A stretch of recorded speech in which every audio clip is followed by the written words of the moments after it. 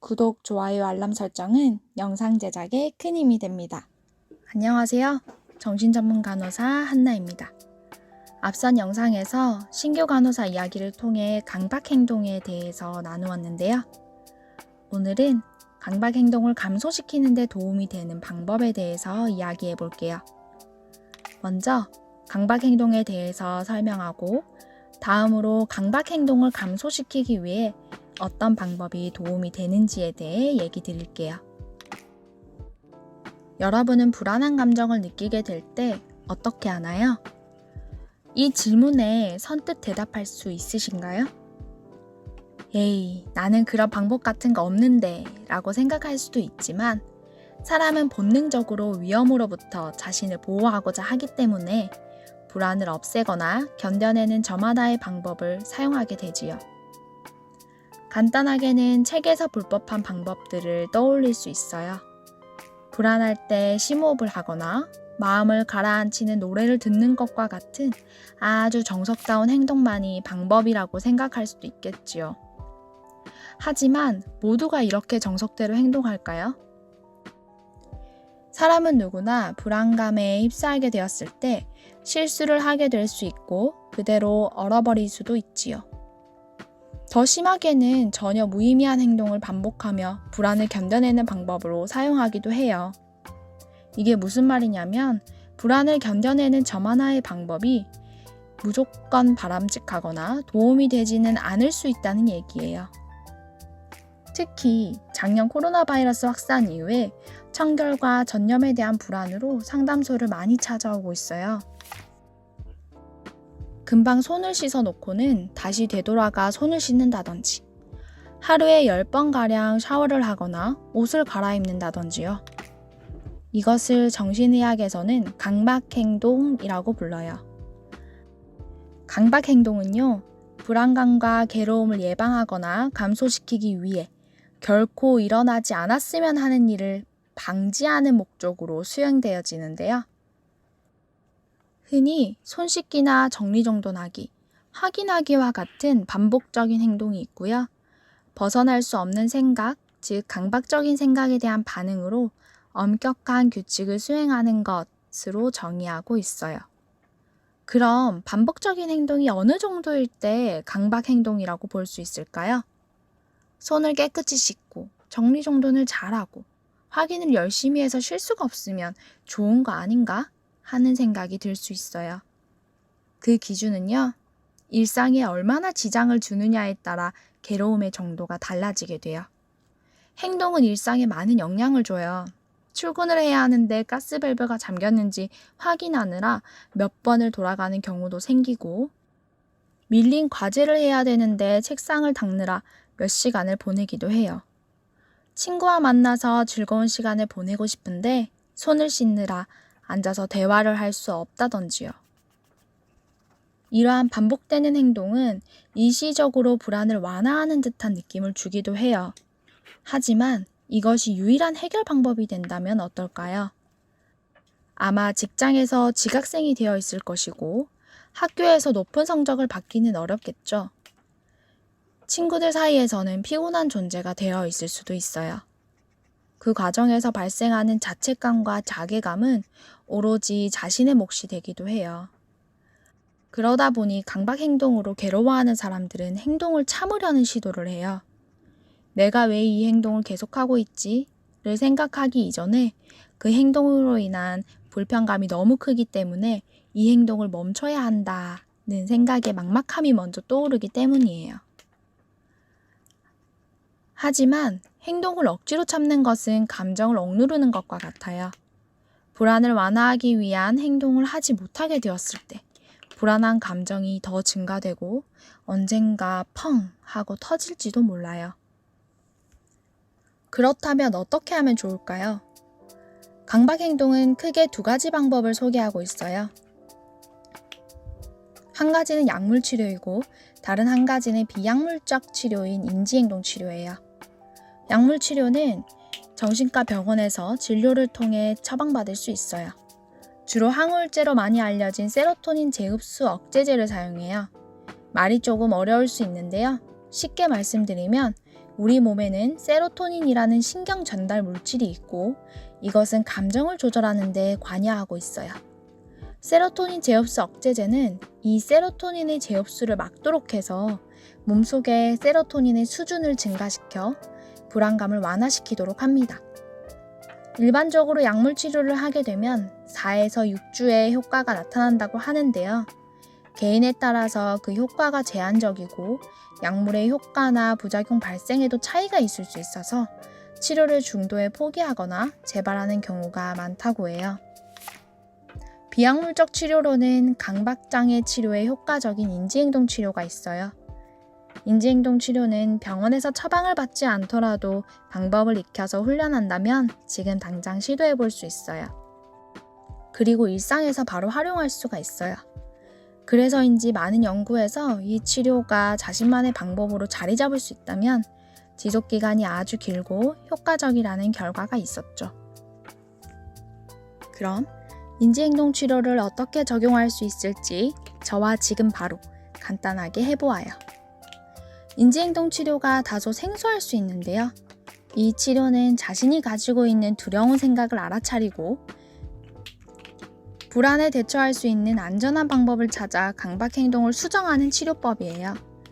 그래서 첫 번째로 중요한 건 행동을 하느냐, 하지 않느냐에 집중하기보다는 행동의 의미와 목적을 탐색하는 거예요. 단계는 총 3단계로 나누었어요. 1단계. 제가 4가지 질문을 드릴 거예요. 마음속으로 답해보세요. 당신이 가장 두려워하는 것이 무엇인가요? 만일 그 두려운 일이 발생한다면 어떻게 될까요? 두려운 일은 당신에게 어떤 의미인가요? 두려운 일이 실제로 일어났나요? 일어났다면 얼마나 자주 일어났나요? 이 질문들에 답을 해보는 것은 모호했던 두려움과 불안을 조금 더 면밀히 가깝게 들여다보는 데 도움이 돼요. 대부분의 사람들이 두려운 것을 피하고 싶은 마음을 가지고 있는 게 당연하잖아요. 하지만 두려운 생각은 사실이 아닌 추측에 가까워요. 생각을 하고 불안을 느끼는 순간에도 마치 그 일이 일어난 것처럼 느껴지지만 그 일이 실제로 일어나는 경우가 거의 없을 뿐만 아니라 지금 현재, 지금 당장 일어나지도 않았다는 거죠. 2단계. 위 질문에 답을 하였다면, 그래서 사실이 아니라 추측일 뿐이라는 것을 알아차리게 되었다면 행동을 수정할 준비가 된 거예요. 행동을 수정하는 행동치료는 자신을 불안한 자극에 의도적으로 노출시키는 것이 시작이에요. 두려움을 마주하는 것도 힘들 텐데 의도적으로 두려움을 유발한다는 것은 우리의 일상과 좀 먼 이야기죠. 하지만 지금까지 피해왔던 불안과 두려움에 노출됨으로써 쌓아갈 내공이 행동 수정의 핵심임을 잊지 말아야 해요. 노출을 시도할 때 팁은 가장 덜 두려운 상황부터 시작해요. 어떤 게 가장 낮은 단계인지 모르겠다면 지금 흰 종이를 꺼내세요. 그리고 두려운 상황을 써보세요. 다음으로 등수를 매겨요. 성적처럼요. 1등부터 10등까지. 그리고 가장 낮은 등수부터 가장 높은 등수를 확인해 보세요. 거기에서 가장 낮은 등수의 상황부터 노출을 시작해요. 한번 덤벼볼만 하겠죠? 이를 체계적 둔감법이라고 하는데요. 갑자기 강력한 불안에 맞닥뜨리게 되었을 때 불안을 조절할 방법이 없는 상태에서는 공황이 올 수도 있기 때문에 이렇게 가벼운 것부터 점차적으로 강도를 높이는 거예요. 예를 들어 위생에 대한 강박이 있는 경우 쓰레기통에 버려진 깨끗한 종이를 먼저 만지는 것부터 시작해요. 그리고 그 종이를 만지고 나서 느껴지는 감각과 당시의 생각, 감정을 떠올려 보는 거예요. 실제로 어떤 일이 일어났는지 확인해요. 병에 걸릴 것이라고 여겼던 것과 달리 별다른 일이 발생하지 않을 수도 있어요. 확인하는 강박이 있는 경우도 마찬가지예요. 확인하는 횟수를 조금씩 줄여서 줄였을 때의 감각과 느낌을 기억해요. 이 과정에서 불안한 감정이 어느 정도였는지, 실제로 어떤 일이 일어났는지를 꾸준히 기록하는 것이 도움이 돼요. 이런 과정을 반복하다 보면 조금의 자신감이 생기고 어느 정도의 불안을 견뎌내는 것에 익숙해져 있을 거예요. 익숙해진다는 것은 불안을 어느 정도 다룰 줄 알게 되었다는 것을 의미하죠. 3단계. 노출 강도에 대한 두려움이 줄어들었다면 이제 자신만의 대처 방법을 찾아요. 숨과 신체 감각에 집중하는 것은 감정에 잠식되지 않고 현재를 느낄 수 있도록 해주는 가장 즉각적이고 현실적인 방법이에요. 이완요법과 같이 불안한 감정이 들 때 깊은 숨을 들이마시고 내쉬는 것도 방법이 될 수 있고요. 손에 주먹을 꼭 쥐었다가 스르륵 풀어보면서 근육을 긴장하였다가 이완하는 것을 반복하는 점진적 근육 이완을 할 수도 있어요. 방법을 찾는 것이 쉽지 않을 수도 있는데요. 제가 올려둔 영상 중에서 마음챙김 명상의 호흡 명상이나 바디 스캔이 도움이 될 수 있으니 참고해주세요. 인지행동 치료가 조금은 복잡해 보일 수도 있고 스스로 시도해보는 동안에도 두려운 생각들이 다시 떠올라 물거품이 되었다고 여겨질 수도 있어요. 조바심 내지 말았으면 해요. 모든 단계를 밀린 숙제처럼 빨리 완수해야 한다고 여기지 마세요. 단계를 밟아갈 때는 한 단계 한 단계 천천히 가는 거예요. 처음 하는 거잖아요. 당황하거나 자책하지 마세요. 처음 시도했던 것과 같은 방법으로 다시 시도하면 돼요. 자, 그럼 정리를 해볼까요? 불안한 감정이 들 때마다 혹은 행동을 반복하고 싶은 마음이 들 때마다 왜 내가 이 행동을 하려고 할까? 아, 나는 지금 불안하구나. 나는 지금 무슨 일이 일어날까봐 두려운 걸까?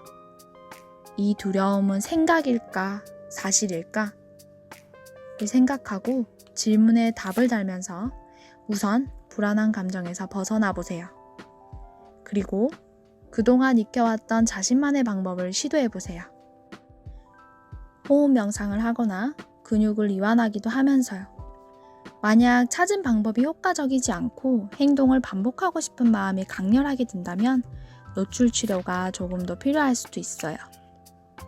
그리고 불안한 감정이 조절되지 않아서 아무것도 할 수 없는 상태라면 가까운 정신과 병원에서 불안감을 완화하는 약을 처방받아 치료를 받는 것 또한 자신을 위한 일이라는 것을 잊지 마세요.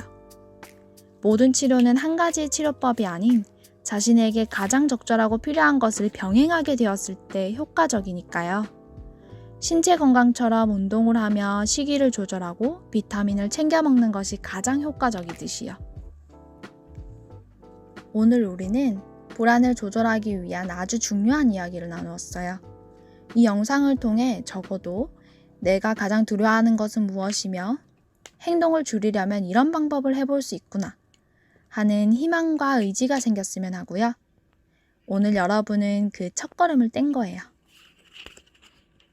두려운 생각은 사실이 아닙니다. 다만 추측일 뿐. 여러분의 좋아요, 구독, 알람 설정은 저에게 큰 힘이 됩니다. 다음 영상에서 다른 정신건강에 대한 내용으로 찾아뵐게요. 감사합니다.